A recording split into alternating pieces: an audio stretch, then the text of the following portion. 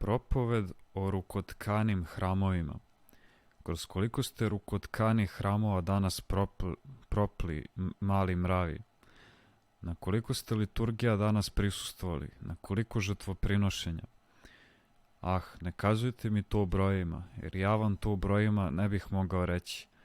Gle, sve u prirodi bezbrojno. Ja sam pokušao da brojim i zbunjivao sam se. I opet pokušavao i padao od umora. I opet pokušavao i saznao sam. Saznao sam da priroda s osmehom pogleda na moje brojeve s prezirivim, uvredljivim osmehom. Taman sam ja izbrojao 10, a ona mi lagano šane 1. Ja ponovo pogledam po mojoj desetici i vidim da ona u istini ne prestaje 10 kanja, no 1. Ja počinjem s tom novom prirodnom jedinicom da brojim, no kad dođem do moje nove desetice opet čujem nasmešljivi šapat 1.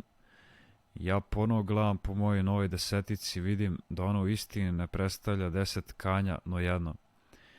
Tad počinjem ja s tom novom jedinicom, no kad dođem do nove desetice opet čujem isti podsmeh 1.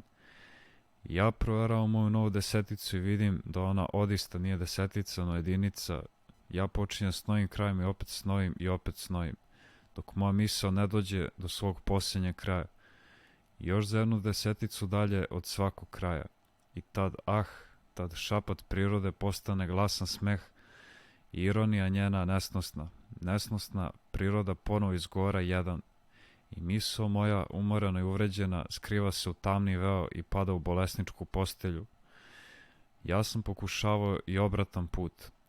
Tamo gde su oči moje videle jedan rukotkani prirodni hram.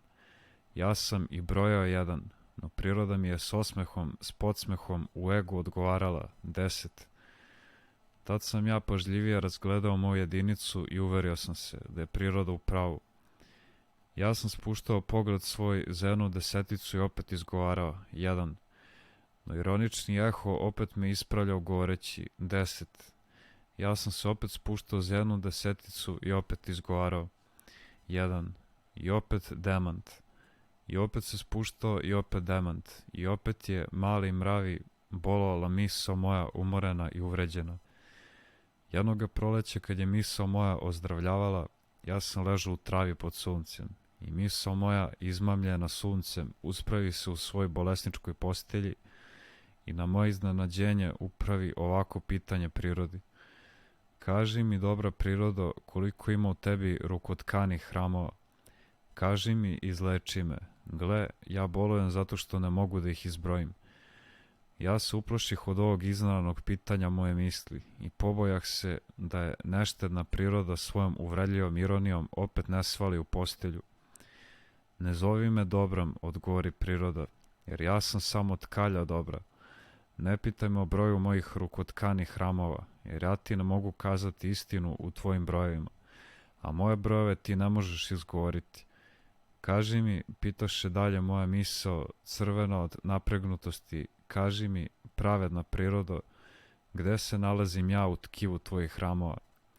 Ne zovi me pravednom, odgovori priroda sa istom kratkoćom i s još više ironije. Ne zovi me pravednom, jer ja sam tako tkalja pravde, ja sam samo tkalja pravde. Ne pitaj me o mestu na kome se ti nalaziš u tkivu mojih hramova, jer ja ti ne mogu istinu kazati, pošto ti ne poznaješ ni jedan moj kraj. Kaži mi, jecaše dalje moja misao, bleda od iznemoglosti, kaži mi, lepa priroda, bar jedan kraj tvoga tkiva. Ne zovi me lepom, odgovori priroda s divljim smehom, jer ja sam samo tkalja lepote.